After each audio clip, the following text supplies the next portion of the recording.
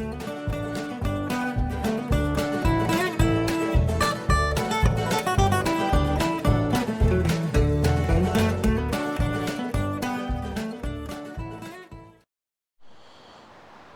guys, welcome back. We are gonna assemble the differential for the 27 John Deere D. It's not real complicating. There's a few pieces involved, but let's go ahead and jump right into it. Okay, so the first thing that we're gonna do is we're gonna install the spider gears. So there's the spider gear shaft, the gear itself, and then there's these thrust washers that go in place. And the thrust washers go on the top side, or the side that the gear is going to get pushed out to. So we'll go ahead and grease up the shaft a little bit here. And of course we're dealing with a bunch of rain. We've had a lot of it. So slide the shaft in.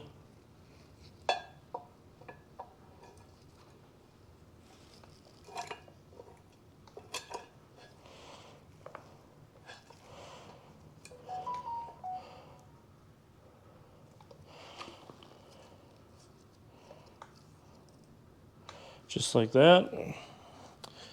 Then we can put our bolt through.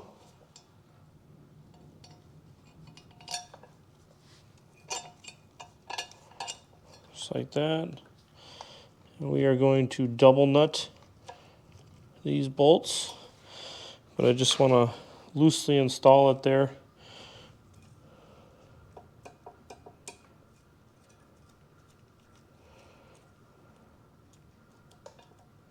Nice. Beautiful. All right. We got it in place. We can move on to the next one. Okay, we've got all of our spider gears in place. Everything's been double nutted. Grade 8 hardware. So now we can put on the first ring gear. This one is the smaller ring gear that goes on the brake drum side. So we'll set that on. We'll get a couple of bolts in place, and then we'll flip it over and put on the other ring gear. Okay guys, we've got the differential all assembled. All of these ring gear bolts have been double nutted. I tightened them with my impact and then cut off the excess portions of the stud. Same thing with the pinion gears. Those have all been double nutted, tightened with the impact, so everything should be good to go. I just slid the bevel gear in place and everything looks good with that. So we should be able to stand it up, slide the other one on, and when we're ready, we can install it in the rear case. But today, or on this next part here, we're actually going to put our first two items into the rear case.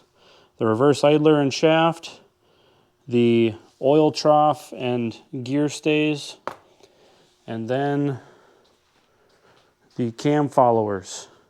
And the reason we're doing those first is because the reverse idler goes in the front bottom section of the rear case, and the cam followers go into the front bottom section of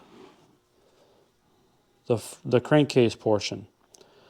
So because those are kind of the bottom and most forward pieces, that's what we're going to tackle first. After we get the cam followers in, the camshaft can then go in, and then I want to say after the reverse idler is in, then we can do the differential. But before we can do the differential, I'm waiting on some gaskets. I know I can make them, but unfortunately in the manual it doesn't state anything about gasket thicknesses, so I'm ordering the correct gaskets so that we know they're the right thickness. We don't have any issues with that. So we can't do anything further than put the reverse idler in and the cam followers. One other small quick note. I put some JB Weld on top of the case here where the brake band stud comes through. It was wore severely into the top of the case where that hex nut was. It was sitting there and wobbling, and it had wore a hex pattern into the top of the case. So I filled that in with JB Weld, and I'm going to file it smooth, sand it smooth, and then we'll probably just put a big flat wash over that so you won't even see that. So not a big deal. A guy could have used braze, but I'm not the best with a torch and brazing rods, so JB Weld's going to have to suffice. I did cut out a gasket for the rear case cover. This one is supplied in the engine kit, but this one is not. So we got a case cover gasket. Again, everything has been wire wheeled, threads have been chased. The only ones I haven't done yet are the engine block studs or the cylinder block studs. I haven't chased those yet, but I'd like to get a thread chaser and not a die, because I don't want to take any more metal off of the studs. So that's where we're at with that stuff. Let's go ahead and let's move these expansion plugs here. Let's go ahead and slide the reverse idler in.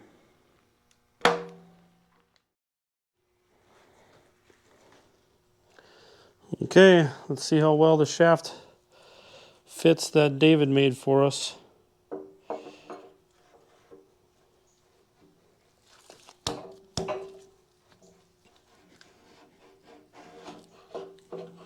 Okay, got the shaft in there. I'll put some more grease on it here. Never hurts to have grease, grease, grease. Okay. So we need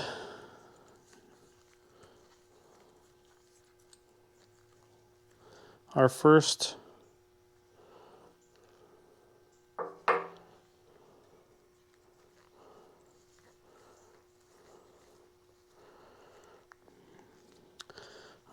trough goes on there.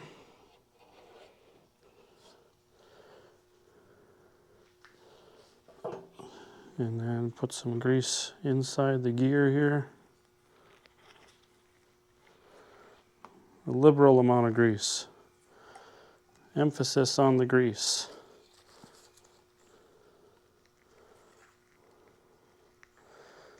And the small gear goes towards the flywheel side.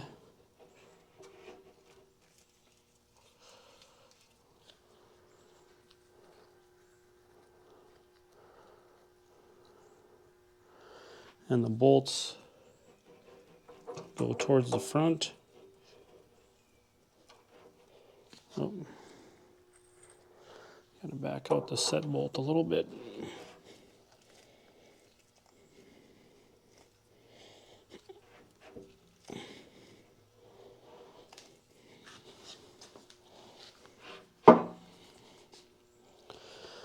Okay.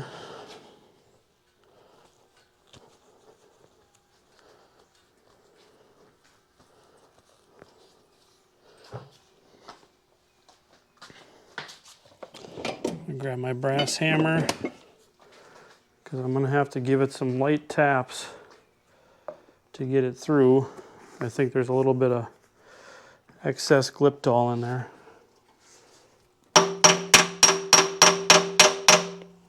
Okay, now we're started there.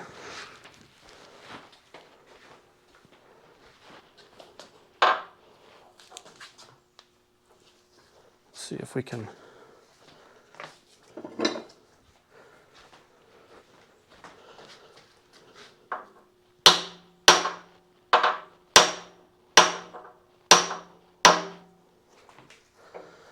got to double check so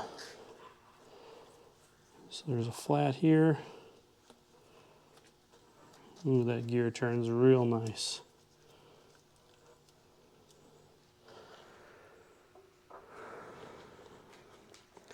There's a set bolt that comes from the bottom on this side. I got to make sure that that hole is aligned. Give me one moment. Okay, everything's in there. It's all, nothing is tight because we have to center this on the differential gears. So these are adjustable side to side. But once that's done, then this will get safety wired both sides. Everything will get tightened down, but the gear spins beautifully. So that's done with the exception of putting the expansion plugs in either side here. I got to clean the excess grease out of there. Then we'll put the expansion plugs in and we can move on to the cam followers. I got grease all over my hands. Can't turn the camera off. Okay, this is a little bit more tricky just because there's a lot more pieces on this one. Once again,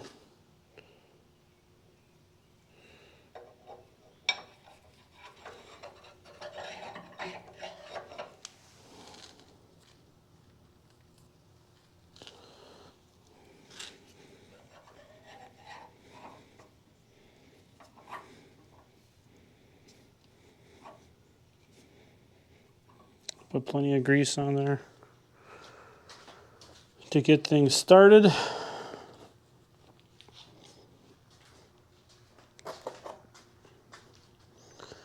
And then we will start, there's like a thrust or spacer washer that goes on.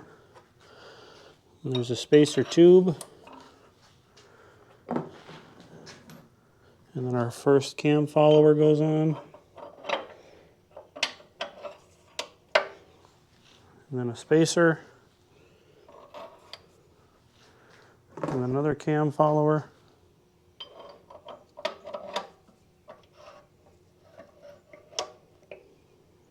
just like that. Spring,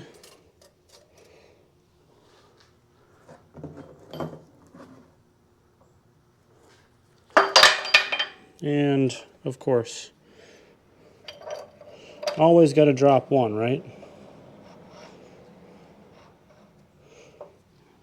Cam follower, spacer,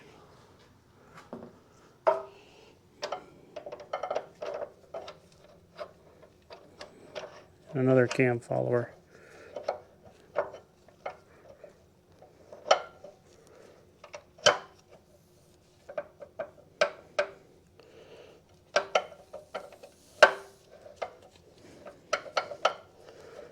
That's kind of what I was worried about here.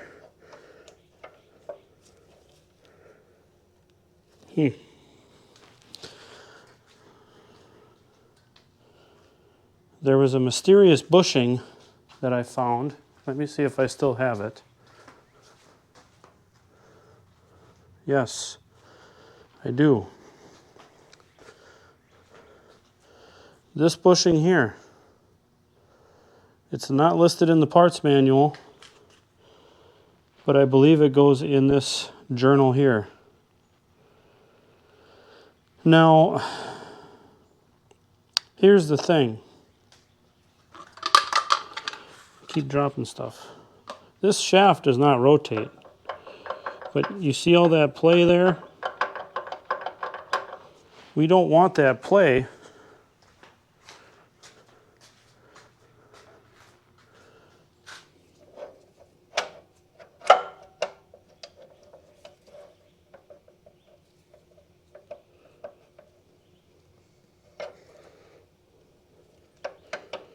See that play?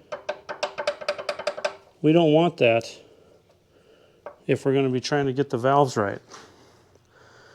So, I knew I was going to run into this. We're going to have to develop a bushing that goes in there,